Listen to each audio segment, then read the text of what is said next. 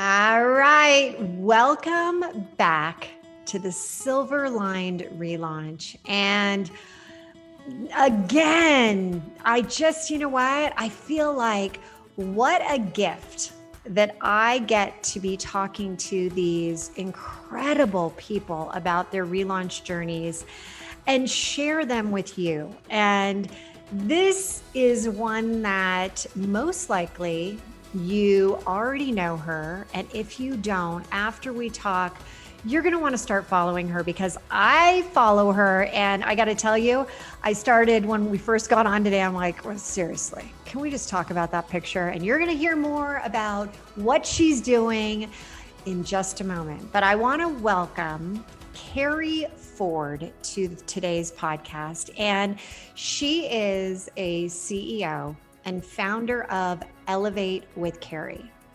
She is a transformational coaching expert. She serves women and gives them where they may not have what they're truly looking for with emotional intelligence. She gets them there. And really, it's a whole body health approach.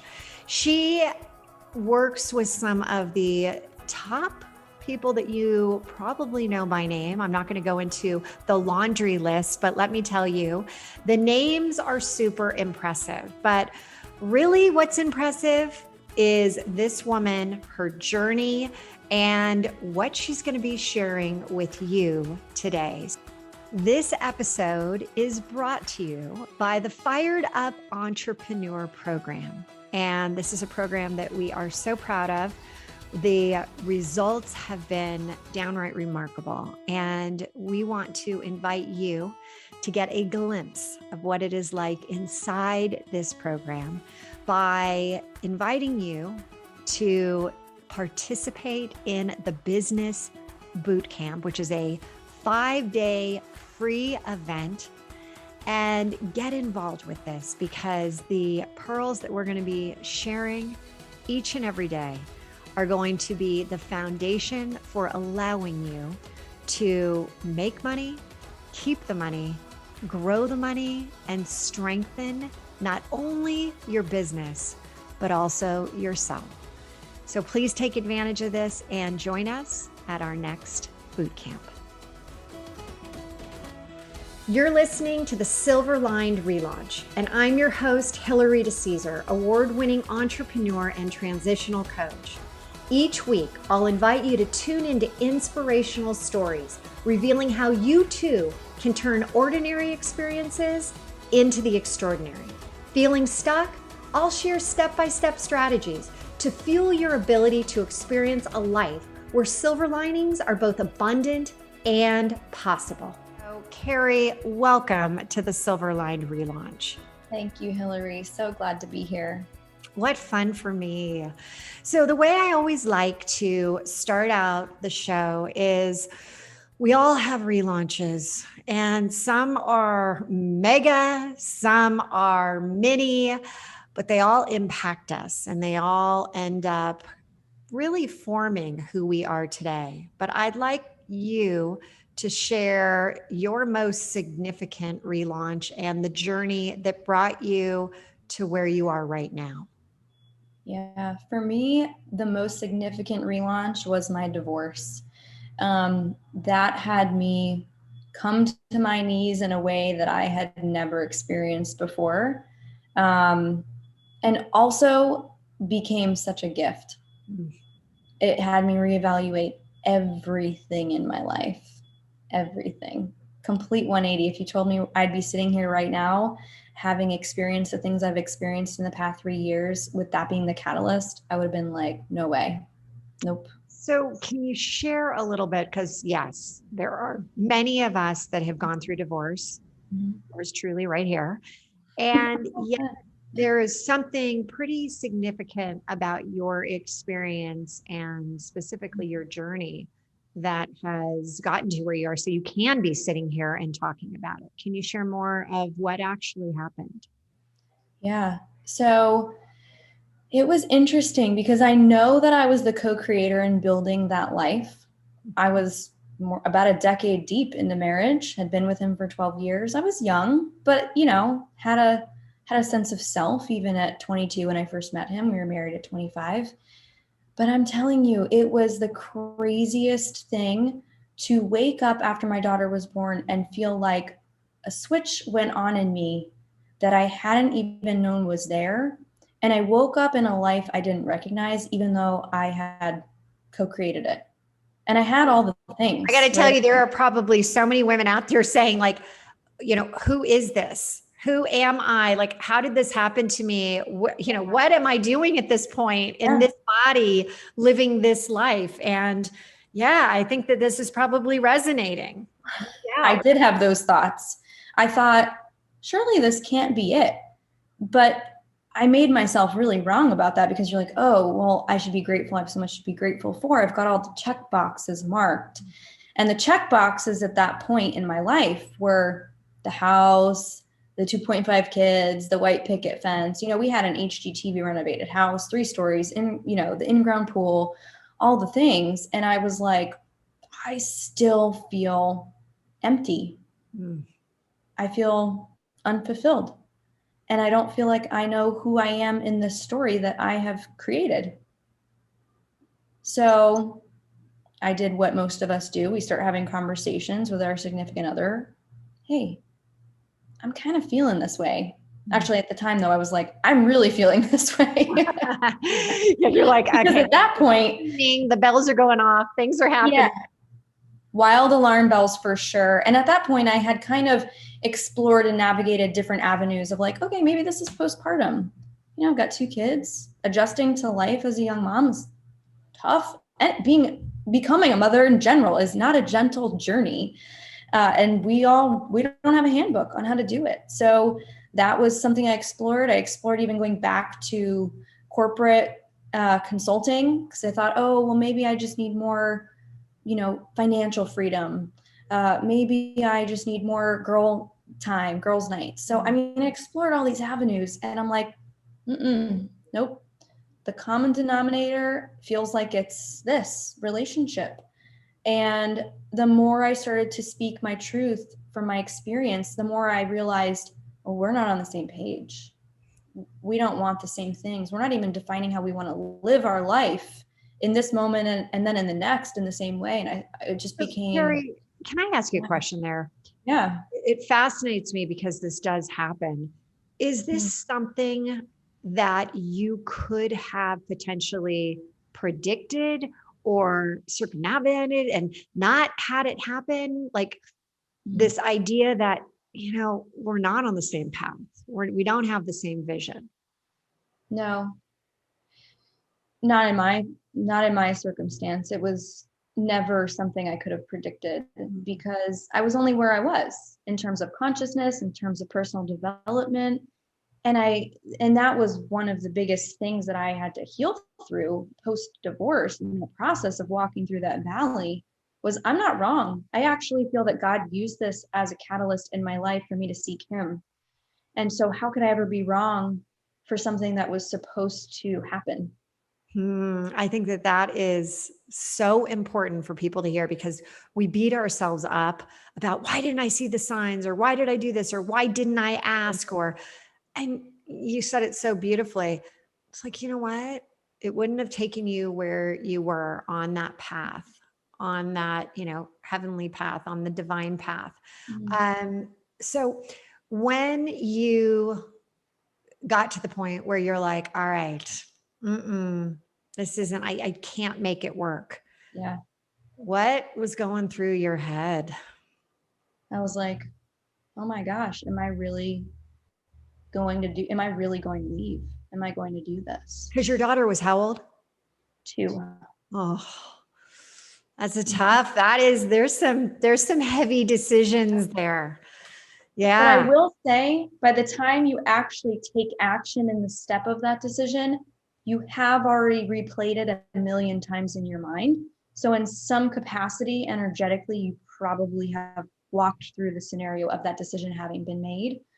And then at that point, you're usually asking friends, hey, is your marriage like this? You're picking up the book about divorce, you're Googling things. At that point, I will tell you your decision has been partially made. Otherwise, you wouldn't be seeking the answer you already know. That's a really interesting question. So, do you believe that once you throw out that thought at the very beginning, it's almost like you're already starting down the path? Yes and no. I Mhm. think it depends, and it's really circumstantial, and I can only speak to my experience, obviously. Um, I will say I've seen marriages saved, and who knows what goes on behind closed doors, but it seems like that it's been healed, and both of them have decided to say, you know what, here's my 100%, and here's my 100%. I'm going to lean in, and let's go to therapy. Let's embark on a divine intervention path, whatever that looks like for them. But both people have to make that decision. That was not my experience. And the other thing, I think it depends on how far you've gone down that path. How detached have you become? Because in my circumstance, I became emotionally detached, and I started to grieve the loss of the relationship while I was in it. So Mhm. it depends. Right. So it's really about, where are you on that spectrum? Where Yeah. are you from? You had already, as you said, emotionally detached from the relationship while you were in it. So when you finally said, I'm doing it, when you finally were moving on, you had your daughter, how did you then kind of look at this major relaunch that you're going through? How did you set yourself up for success? Oh gosh, it was such a dark time. It was such a dark time. And I remember saying, I don't know where I'm walking, but I'm going to choose to put one foot in front of the other. And that's all I know. Just show me the way. I will follow. It didn't have to make sense to me. I just let go, but I was willing to listen, because what else did I have? I literally let go of everything in my physical material world as I had known made me someone or something, and I made it mean something about my worth and measure of success and who I was and how I showed up. And it was none of that. So I was like, you know what? It was literally it was like a death of life as I knew it. So this is really interesting because you said let go and just listen. And there's a lot of people out there that, in a world of, and there are definitely amazing positives around goal setting, result setting, priority setting, objection, or objective setting. But you were kind of willing to just let it go, let it be free, let it play Mhm. out. And for you, how does that tie into today? Because I'm always curious about, where you are today and the silver linings that came from it.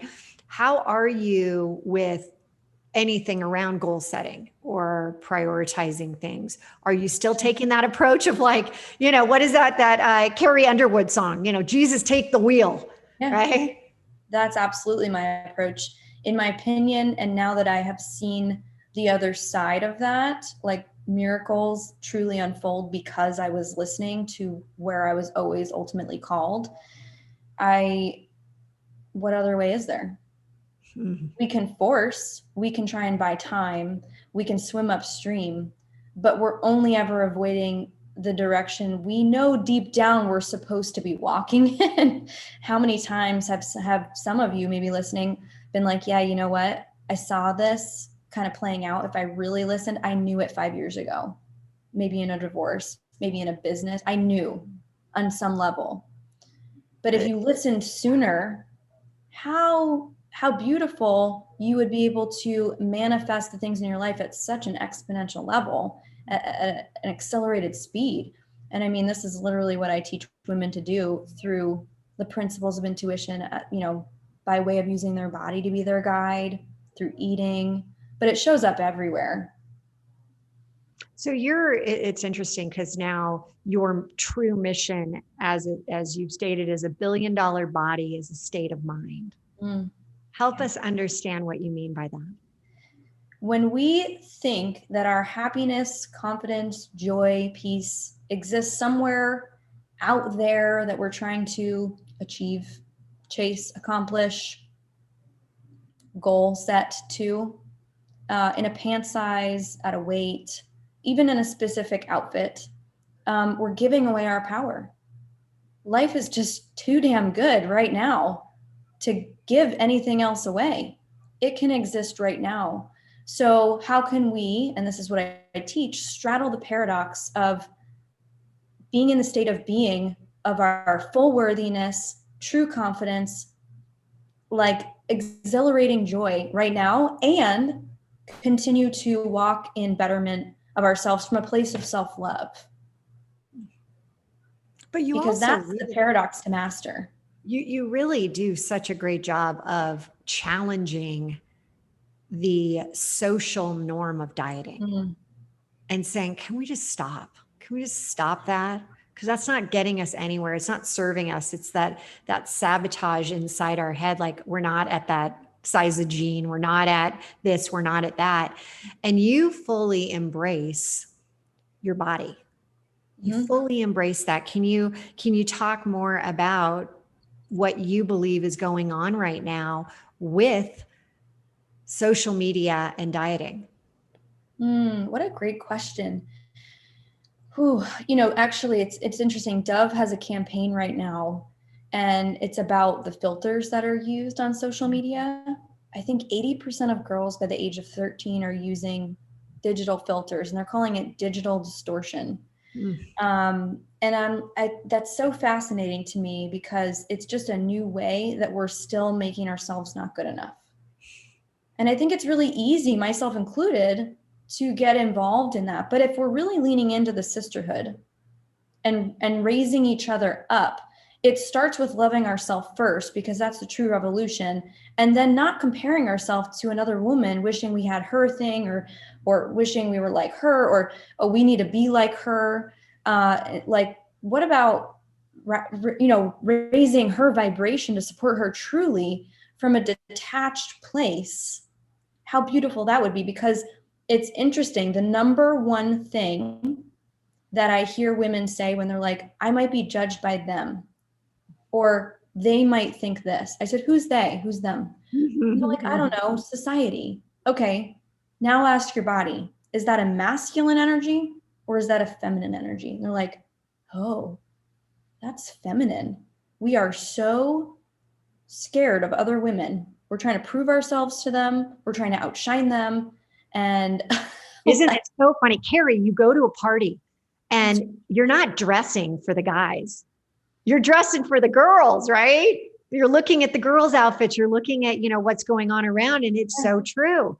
It's them. It's them. That's so true. Or you go to dinner with girlfriends and the one friend dresses up to the nines and you're like, great, now I look like crap and you made me feel, you know what I'm saying? So it's like, where are we giving away our power? When did that become okay? But even beyond that, Hillary, where you said we're dressing up for the women at the party, and also we're in competition to get the guy, right? By way of or keep the guy, or keep him. Keep the guy, sure. Yeah, that's so. Yeah, and it's really just a patriarchal systemic game. So what do we do? Question everything. Question everything. And you know what? That goes back to, there's a book, The Four Agreements, and, assumptions, right? Everyone assumes.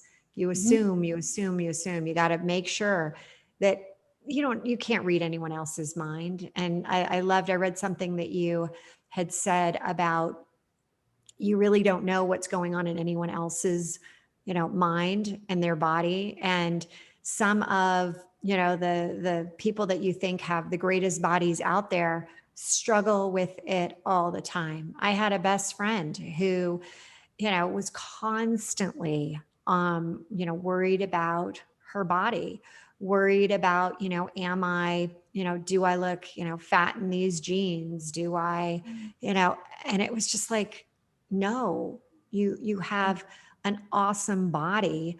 You're, and I'm like, got no boobs, no, no hips, no, all this stuff, but that's just who I am. Right.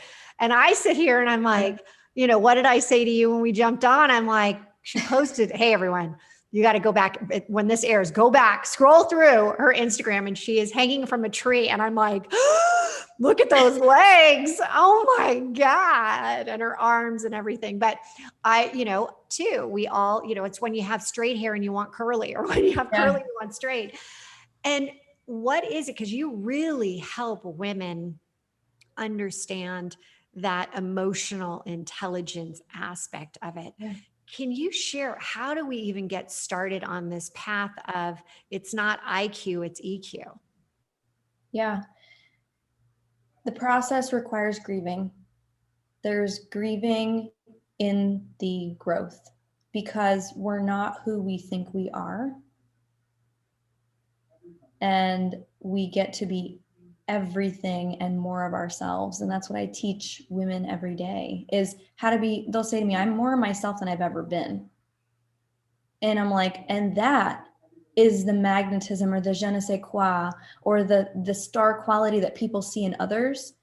It's them being them and shining literally from the inside out. But it does require grieving if you are not connected to that self, that truth, that authenticity, right? Because you have to let go of who you think you are and lean into everything that you already are. Well, how would somebody listening to this? Because it sounds like, first off, you say, you got to be willing to grieve, right? I call it, and we discuss it, it's a release.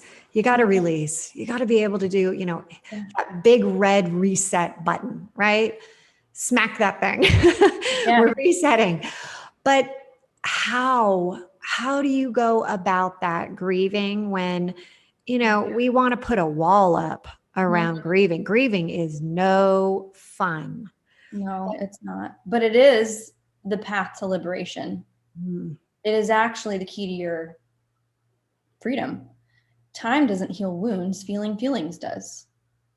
How often can you, not you, but somebody in general, can you step back into a memory and feel it alive in your body? That's the emotional body, the energy trapped in there. So when I work with clients, we use body speak, which is one of my processes, which is a combination of meditation and somatic work, where we go to the places that feel activated and alive in the body so we can free them. Really, it's truth seeking, and clarity is on the other side of that. But what I mean by letting go, let's say, for example, someone told you you can't have pizza because you're a big girl. On some level, that becomes your truth, especially if it's at a young enough age where you can't process what to do with that. This is who I am. So what do? You probably find yourself chronically on a diet, self-sabotaging, but it's really self-protection because you don't know who you are without that belief. The belief is, I am the fat girl. So what do? You take action subconsciously in the direction of staying at a specific weight that is likely larger. You don't actually feel safe to lose the weight, so you won't. But then the diet becomes the thing that you seek, you experience failure, and then it becomes about your willpower, lack of motivation, and you seek the next diet. God, that is so 100% true. And as you were even saying that about the pizza, my other sweet grandmother was in a terrible car crash when I was, I think, 13 and died. But there is a memory I have of her. And it was when I was really young. And do you remember Pepperidge Farm's coconut lemon cake? Okay. To die for. Loved. And I had already had 2 slices, and I went for a 3rd slice. Now, mind you, this woman was cutting them very chintzy. These were not big slices, but I went for the 3rd slice.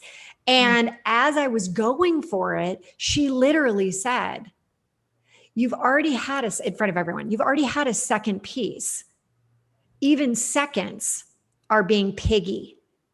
Okay. So that to me kind of literally I will, I'm going to tell you right now, Keri, I never have thirds, but I do have to say, when I really want something, I'll have to be like, it's okay to have seconds, like go have seconds. It's okay. It's a good thing. But I do appreciate that whole idea of, what happens, these stories that we tell ourselves, these beliefs that just keep, and as you said, feel the feelings in your body. Mm-hmm.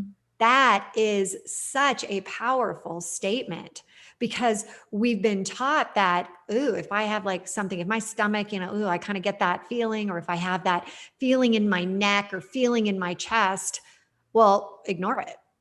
Mm-hmm. Ignore it. Just like move on. Yeah. Come on. And we seek and source that avoidance and numbing. I just need to relax. And then the gateway to that would be drinking, maybe. Or a pattern of burning out and overworking and then feeling like I always need to unplug, right? Some other many successful women I work with experience and struggle with that. The constant push pull. So where are we on the spectrum of the two arms? Let's live in neutrality and peace, because peace is the progress. It doesn't feel good to be on a swinging pendulum of, reaction and avoidance. It's just, there's no peace there. No. And so you often talk about intuitive eating. Mm-hmm. Can you tell us a little bit about how can we be more intuitive when we're eating? Yes, it starts with listening. And I love what you said, Hillary, about I could hear your conscious choice to pause and interrupt your pattern of wanting to go down the path of saying seconds are not okay, but you choose to pause in the moment and say, no, seconds are okay. But it's a conscious decision and a pause, right? So we pause, we make a conscious choice, and we give permission. So that is literally how we start to exercise and practice intuitive eating. Also really looking at the places where we might self-neglect. So I might tell someone that's just starting out in learning how to listen, where do you self-neglect? And let's set conscious check-ins throughout the day. So let's just start by having an external reminder, perhaps our phone, every 2 hours, where you check in and ask yourself a series of questions. Am I hungry? Am I thirsty? And what do I need in this moment? It could be going to the bathroom. How many of us sit there and like, I've had to go to the bathroom for over an hour and I've put everything and everyone else above that? No, that's not queen energy. We get to call forth, being out of this self-neglect. Starting to listen starts with that. So just the frequent check-ins every 2 hours is a great way to start. And then if you have further awareness beyond that, you're putting, once you start, you can't stop, right? I hear this a lot. Okay, great. The pathway to integration there is permission and just pausing. Do I want this cookie? I do. Great. Enjoy it. Next cookie. Do I want this cookie? I do. Awesome. Enjoy it. And you just keep going in that way. That is so, that I'm laughing because a couple of nights ago, I'm on a flight back from San Francisco to Denver. We've just moved to Boulder. And I got a big cookie at one of the places in the airport. And it was chocolate chip. And I had eaten half and I put it away. I put it in between my husband and me. And I kind of just closed my eyes to just do a little deep breath to try to, just absorb what had just happened with this gigantic move I'm doing. Mm-hmm. And all of a sudden I hear the cookie being picked up and thrown in, they come by and throw away the, in the bag, like, clean it. Oh my gosh.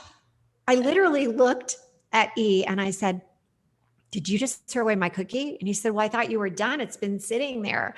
And I said, I took that deep breath again. And I said, please never assume I was done, because I would have come back and eaten it. I said, but I am going to say, I'm glad that you did that this time, because I really didn't need to eat the other half of this gigantic cookie. But as you were saying this, the intuition of what you are placing, it's like what, how are you feeling? I keep going back to your comment. This is so great. And it's something that you're giving us, not this, hey, we're going to try to lose X amount of weight in X amount of time. You're giving us something that is so powerful, not just in our eating, but in our life. I mean, that is a tool that you can use in your businesses within yourself. Oh, it's great. Imagine the the self, imagine the woman that trusts herself so deeply and how she shows up in health, wealth, and relationships. Because I bet she makes decisions a lot quicker. I bet she knows what projects are for her and what to say yes to and what to say no to. I bet she knows when she wants the cookie and when she doesn't. I bet she knows that her picker is right in relationships. I mean, imagine a woman that trusts herself so deeply. And that is really what we're on a quest to accomplish, is permission to listen, permission to learn, permission to play, all the things, right? But ultimately self-trust and listening. Self-trust and listening. Okay. As much as I would love to keep going on this conversation, because I do find it fascinating how you have taken an area of life that, everyone has, different things that are going on in their minds, and you have incorporated your messages into all aspects of life. It is so great. But now we're moving into rapid fire questions. And one that I have been thinking about as I have addressed my don't ever try to not give me my lemon cake. Don't take away my cookie. I'm like, all I've been talking about is all my junk food stuff. But what is your big splurge? Like, what do you do when you're, do you have anything that you just love to nibble on or treat yourself to? What is that? All the time, but it doesn't even feel like a splurge anymore. It's just like what I eat. So pizza and ice cream, love pizza and ice cream. What kind of pizza? I just like cheese. I do cheese. too. Yeah. But like a nice thin crust. I'm from New Jersey. Yeah. So okay, I'm not from New Jersey. I'm from LA, but I do love just a good old margarita pizza. Oh, I do love margarita as well. Yeah. So plain Jane here. Okay. And then you said ice cream. What's your favorite flavor? That one, I cannot commit to a flavor because it depends on the mood, but I will say I am known for some of the weirdest combinations: coffee, ice cream, and gummy bears, or the flavors that like my kids want, cotton candy, birthday cake, the ones that look like Play-Doh. Now, this is funny. This is so funny because when you said the whole gummy bears with ice cream, I think of like, interesting, because that would make them really hard. Yeah. Oh, crazy. All right. I would say probably like a pralines and cream. Ooh. Or I'm like kind of that big caramel. I can't pass up a good caramel sauce. All right. And then what's your favorite form of exercise today? One that's been with me and that continues to be like, I feel it, is spinning. I was a spin instructor for 9 years, Johnny G Mad Dog certified back in the day when I taught in the celebrity gym in LA. Then I wanted to teach flywheel. I don't teach anymore, but I love it. It's like dancing on the bike. I will forever love riding a bike to nowhere. I have to say the only time I really love riding a bike is I did flywheel, and the music. Yeah. I did, one time just with a girlfriend, and I'm like, okay, that I like. And then I also want to ask you, and this is always something that I find interesting, is when you're talking about exercise and how much exercise, they say, I think nationally, the American Heart Association says, exercise for 30 minutes a day. What do you really suggest? What do we really need to do to be of good health to ourselves? Two things. The best workout is the one you do. So stop doing stuff you don't like. Do the thing that's fun. And the other thing is follow the flow. Go with the energy. You feel like getting up and moving, go do it. Dance in your living room, go do it instead of waiting for later. Because again, you're likely to move more because it's in flow than from a place of I have to, I should. Okay. So for one, I have to share a very funny story. I dance every morning. When I come downstairs, after I meditate, I come down and my husband E is sitting there, and it really depends on how I'm really feeling for the day or what's going on, the kind of dance I do. And it's not a long dance. It's like a minute dance. And I come in and it's either very exotic or it's like got an African chant to it, or it's got like rock and roll. It just really depends. And every morning, and the mornings that I don't, he's like, what, no show? Like, no show. How can I start my day without a show? So I have to say, the top Instagram story that I have done is he grabbed the phone and I did an afternoon dance and he recorded it very short. And I thought, oh, why not post it? And that one was the biggest highlight. I laughed because and I was doing what I love to do. I love to dance. I'm not saying I'm good at it, but I love to dance. So thank you for giving me the approval that I'm like, yeah, I should be doing more of that as a form of exercise. Totally. And you gave other people permission to play by you giving yourself permission to do it, which is why it was probably beautiful, the most watched story. But I was laughing because I was doing it to like where we decided to book a trip to Italy, and it was that song, like, Hey, Americano. So I just immediately started to dance. Okay. And last but not least question, which everyone loves, is what is your favorite beauty product? My name. Oh, I love so many beauty products because give me all the glam all day. But I would say my NARS eyeshadow palette in Renaissance is the colors. Is that more natural or is that more like? It's glam. It's got like red. I actually have it on now. It's like reds and deep browns and black and a gold. And then it has this like kind of creamy skin tone color. Like just a nice base. It's just, I love it. Yeah, well, it is. I get asked all the time, how do you do your makeup? You need to do makeup tutorials. And I'm like, listen, I'm not a fashion blogger, but you could love makeup. All right. And last but not least, what does Powerhouse of Possibility mean to you? Oh gosh.